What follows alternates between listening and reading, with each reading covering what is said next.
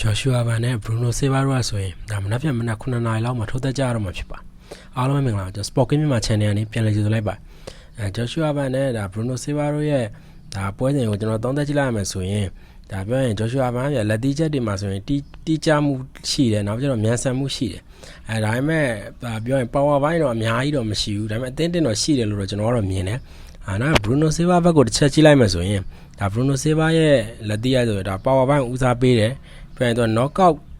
ပွဲများတယ်ပြန် knockout ထိုးတဲ့ပွဲများတယ်နောက်ကျတော့သူရှုံးရင်လည်းဒါ knockout နဲ့ရှုံးတာဖြစ်တဲ့အတွက်ဒါဒူးအော်တိုင်းကစားသမားလို့ပြောလို့ရပါတယ်နောက်ကျတော့ Joshua ဘိုင်းရဲ့ strike ဘိုင်းကိုတစ်ချက်ကြည့်လိုက်မယ်ဆိုရင်ဒါ strike ကဗျာပြောရင် solid ဖြစ်တယ်တော်တော်လေးမာကြောပြီးတော့ပြောရင်တော်တော်တိုက်စစ်မှာဆိုရင်ဒါတော်တော်ကောင်းတဲ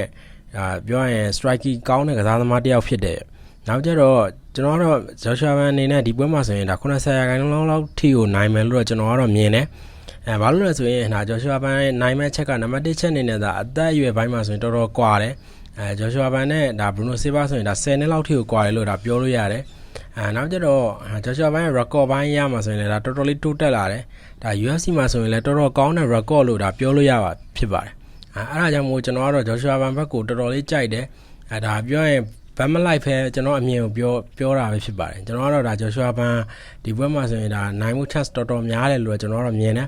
Bruno Silva ဘက်ကိုချက်ကြည့်လိုက်ရင် Bruno Silva ကတော့ဒါနိုင်မှု chance နည်းငယ်တော့ရှိတယ်ဘာလို့လဲဆိုတော့သူကလည်းဒါ Jiu-Jitsu ဘိုင်းမှာလည်းကောင်းတဲ့အတွက်သူလက်သီးချင်းရှင်ထိုးလိုက်မယ်လို့သွားပြီးတသိမထမ်းပြောလို့တော့မရဘူးဘာလို့ဆိုရင်ဒါ Joshua ဘန် strike ကောင်းတဲ့အတွက်Bruno Silva သူ့ရဲ့ဒါပြောရင် Jiu-Jitsu ဟိုထုတ်သုံးလာနိုင်တယ်လို့ကျွန်တော်ကတော့ဒါပြောရင်ခံမှန်းမိတယ်ဗျဒါဆိုဒါထုတ်သုံးလာနိုင်တယ်လေအဲဒါကြောင့်မို့ကျွန်တော်တို့ဒီပွဲက Joshua ဘန် 70% လောက်နိုင်မယ်နိုင်မှု chance ရှိတယ်Bruno Silva တော့ 30% လောက်ပဲရှိတယ်လို့ကျွန်တော်ကတော့မြင်ပါတယ်နောက်ကျတော့ဒါအရက်ပိုင်းချရမှာဆိုရင်လည်းဒါ9-4နဲ့9-5ဆိုတော့ဒါ Joshua ဘန်တောင်မှဒါတလက်မလောက်ဒါပုံမြင့်နေတာကိုတွေ့ရတယ်အဲကျတော့ Joshua ဘန်အနေနဲ့သူနဲ့ဒါအရက်မတိမ်မင်းကစားသမားနဲ့ဒါထိုးရမှာဆိုတော့ဒါတော်တော်လေးကိုဒါသူ့အတွက်လည်းအဆင်ပြေမယ်လို့တော့ကျွန်တော်ကတော့မြင်တယ်နောက်ကျတော့တိတ်တောင်းပိုင်းမှာဆိုရင်လည်းဒါ Joshua ဘန်အနေနဲ့ဒါ64%လောက်ထိကိုတိတ်တောင်းပြောရရင်စွမ်းရည်တွေရှိတယ်ဗျနောက်ကျတော့ Bruno Silva ရဲ့ဒါပြောရရင် strategy ကိုလည်းသူ့အနေနဲ့ကင်တွယ်နိုင်လိမ့်မယ်လို့တော့ကျွန်တော်ကတော့မြင်တယ်နောက်ကျတော့ဒီပွဲဆိုရင်လည်းဒါ Joshua ဘန် trap ဗျာဒါ ground game ကဘယ်လောက်ထိတိုးတက်လာမလဲဆိုတာလည်းဒါသူ့ရဲ့ key ဖြစ်လာနိုင်တယ်လို့တော့ကျွန်တော်ကတော့မြင်တယ်ဘာလို့လဲဆိုရင်ပြောရင်တကယ်လို့ဒါ Bruno Silva တိတ်တောင်းစွမ်းရည်တွေသုံးလာမယ်ဆိုရင် Joshua အနေနဲ့မြေပြင်မှာသူဘယ်လောက်ထိကင်တွယ်နိုင်မလဲဘယ်လောက်ထိတိတ်တောင်းတစ်ဖက်နေလုံးနိုင်မလဲအဲ့ဒါတွေကတော့ဒါပြောရင်ဒီပွဲတော့ချက်တွေဖြစ်လာလိမ့်မယ်လို့တော့ကျွန်တော်ကတော့မြင်ပါတယ်နောက်ကျတော့သူတို့ Arena site မှာဆိုရင်ဒါ Bruno Silva ဆိုရင်ဒါပြောရင် re အနေထားရမှာဆိုရင်တော့ဒါပြောရင်နည်းနည်းလေးတာတယ်လို့ဒါပြောလို့ရတယ်Joshua ဘန်အနေနဲ့တော့ဒါအတင်းကြီးတော့မကွာဘူးဒါပေမဲ့ကျွန်တော်မြင်ရဆိုရင်တော့ဒါလက်တီးချင်းရှင်ထိုးကြမယ်ဆိုရင်ဒါ Joshua ဘန်အနေနဲ့အားသာချက်တွေအများကြီးရှိလိမ့်မယ်လို့တော့ကျွန်တော်ကတော့မြင်တယ်သူ့လက်တီးလည်းအတင်းတော့ထိရင်တော့ဒါကြမယ်လို့ကျွန်တော်မြင်ပါတယ်လက်တီးကမြန်လဲမြန်တယ်တီးလဲတီးကြတယ်အဲ့ဒါဥမာအဓိကဒါဂျောတွေပါထိသွားရင်တော့ဒါ Bruno Silva ကြသွားနိုင်ဘူးလို့တော့ဒါပြောလို့မရဘူးအဲကြောင့်နှစ်ဖက်လုံးရှင်ထိုးတဲ့အနေထားမှာBruno Silva လည်း power ရှိတဲ့အတွက် Joshua ဘန်လည်းဒါအမှားလုံးမိရင်ဒါဂျောထိပြီးတော့ကျသွားနိုင်တယ်လို့တော့ကျွန်တော်ကတော့မြင်ပါတယ်ဆက်လက်ပြီးသူတို့နှစ်ယောက်ပေါက်ကြီးကိုတစ်ချက်ကြည့်လိုက်မှဆိုရင်ဒါ Bruno Silva ဘက်ကနေလိုက်မှဆိုရင်ဒါ 4.35 တောင်ရမှာဖြစ်ပြီးတော့ဒါ Joshua ဘန်ဘက်ကနေလိုက်မှဆိုရင်ဒါ 0.16 လောက်ပဲရမှာဖြစ်ပါတယ်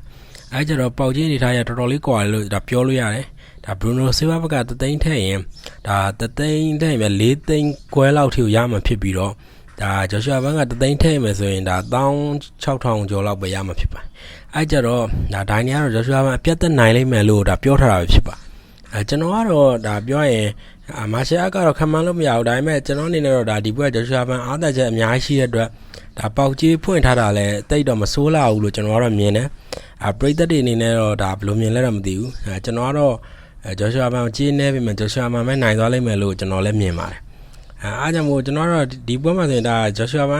်လက်တီးချက်မှာဆိုရင်လား950ထိချက်ထိကိုဒါစံချိန်တင်ထားတာဆိုတာဒါနဲတဲ့ scale မဟုတ်ဘူးဒါ UFC မှာဆိုရင်ဒါတော်တော်လေး record ကောင်းတယ်လို့ဒါပြောလို့ရတယ်စံချိန်တင်မယ်အားကြောင့်မို့ဒါ Joshua ဘန်အောင်မြင်မှုတွေလည်းဇက်တက်ရနေစိတ်သက်ပိုင်းကလည်းတော်တော်ကွာတယ်လို့ကျွန်တော်ကတော့မြင်တယ်ဒါ Joshua ဘန်ကဒီ Rise ဆိုတာကိုနိုင်ပြီးကြတဲ့ကလည်းဒါတော်တော်ဘလောက်တောင်တက်နေမလဲကျွန်တော်လည်းမပြောနိုင်ဘူး အားကြောင့်မို့ဂျော်ရှွာဘောင်ဒီပွဲမှာဆိုရင်ဒါစိတ်ချရတယ်လို့ကျွန်တော်တို့မြင်ပါအားကြောင့် fighting style ဘက်ကလည်းတစ်ချက်ကြည့်လိုက်မယ်ဆိုရင်ဒါဂျော်ရှွာဘောင်ကကျွန်တော် personal အမြင်ရဆိုရင်ဒါတွက်လက်မှုနဲ့ဒါမြန်ဆန်မှုဦးစားပေးကစားသမားဖြစ်တဲ့အတွက်ဒါတိတ်တောင်းတစ်ဖက်ပိုင်းမှာဆိုရင်လည်းကောင်းတယ်အားကြောင့်မို့ဒါပြောရင်ချန်ပီယံရည်သွေးလဲတင်းတော့ရှိတယ်လို့ကျွန်တော်တို့မြင်ပါတယ်အဲ့တော့သူ့ရဲ့ speed တွေဒါတိတ်တောင်း efficiency တွေဒါပြောရင်သူ့ရဲ့စွမ်းရည်ရဆိုရင်ဒါတော်တော်လေးကောင်းတယ်ဗျ